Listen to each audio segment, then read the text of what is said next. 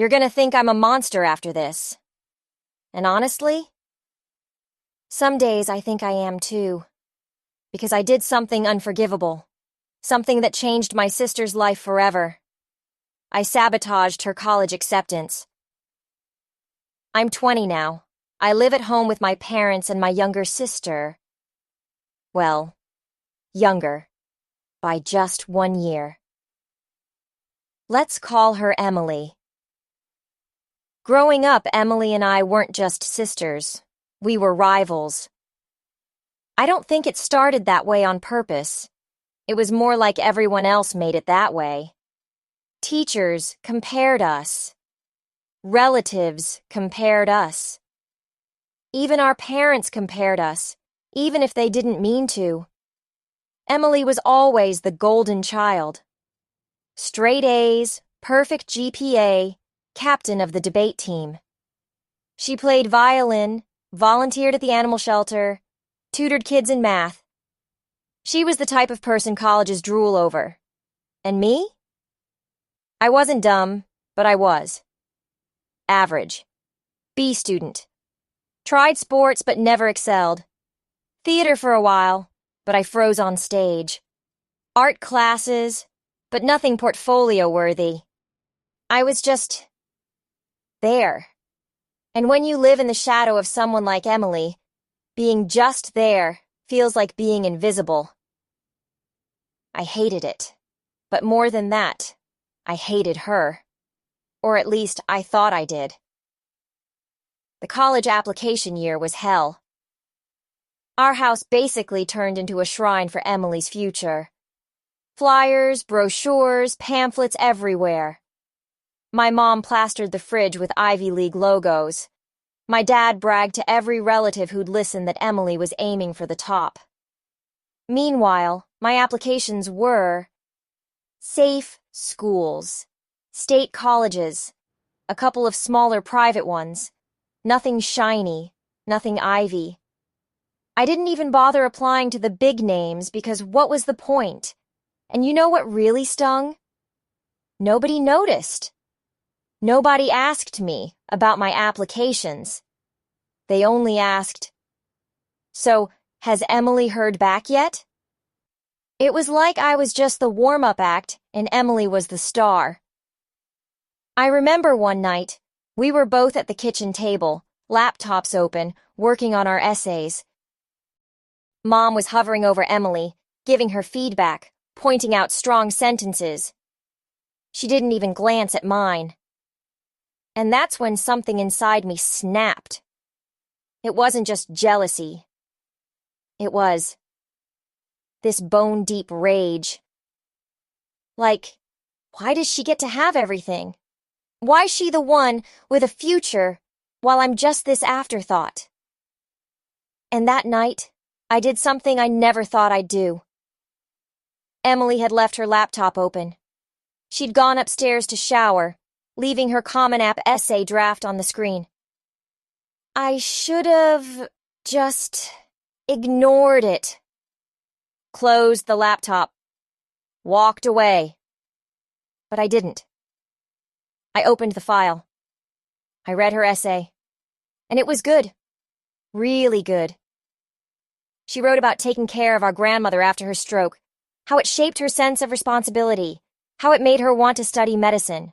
It was powerful, emotional, and it made me furious, because I knew that essay was going to get her in. That essay was the ticket. And I sabotaged it.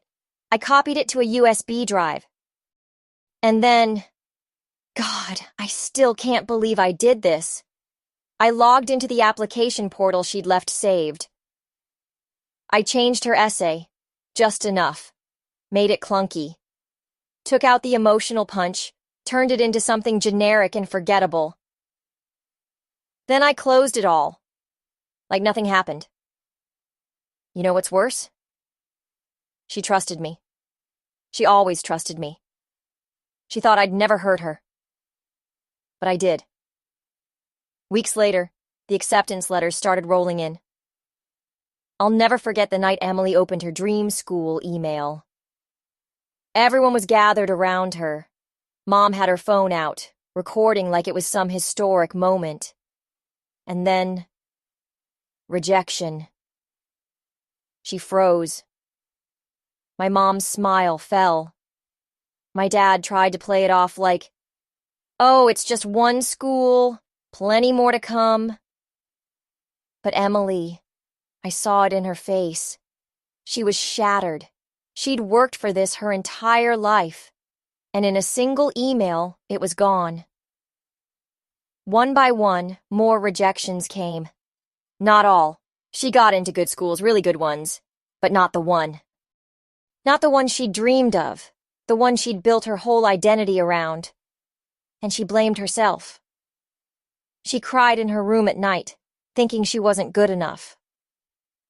I'd hear her sobbing, whispering things like, "What did I do wrong?"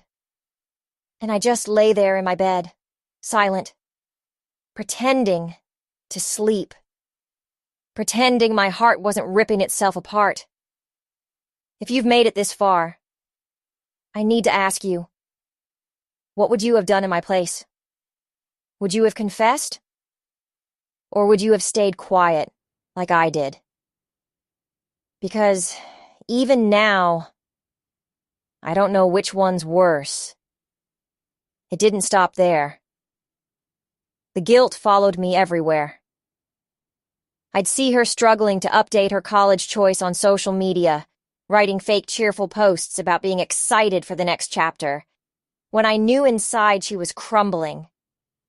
And every time she looked at me, every smile, every hug, it was like a knife. Because she didn't know. She thought I was on her side. I kept waiting for the truth to come out. For someone to notice the essay wasn't as good as her draft, for her to put 2 and 2 together. But she never did. She blamed herself. And my parents blamed the system. Nobody blamed me. Nobody knew it was me. And maybe that's the worst part. The closest I came to confessing was one night. She was sitting on the edge of her bed, crying quietly.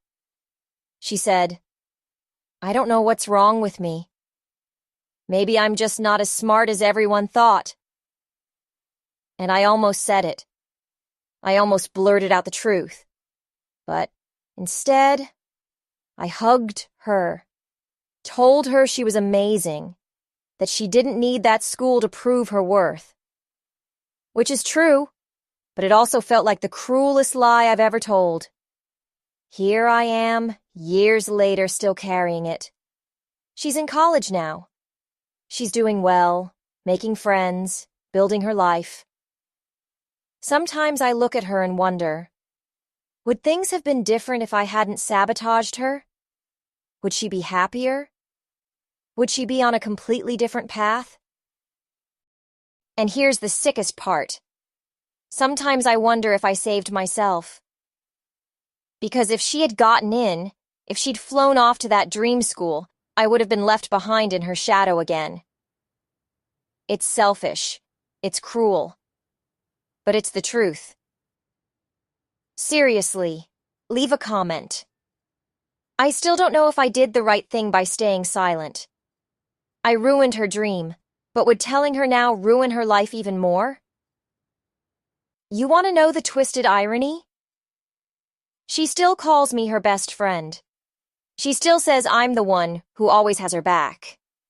And sometimes, when she says that, I almost break because she doesn't know. She has no idea that the person she trusts most is the reason her biggest dream slipped away. And I don't know if I'll ever tell her. So yeah, that's my confession. I sabotaged my sister's college acceptance, and I'll carry that secret to my grave.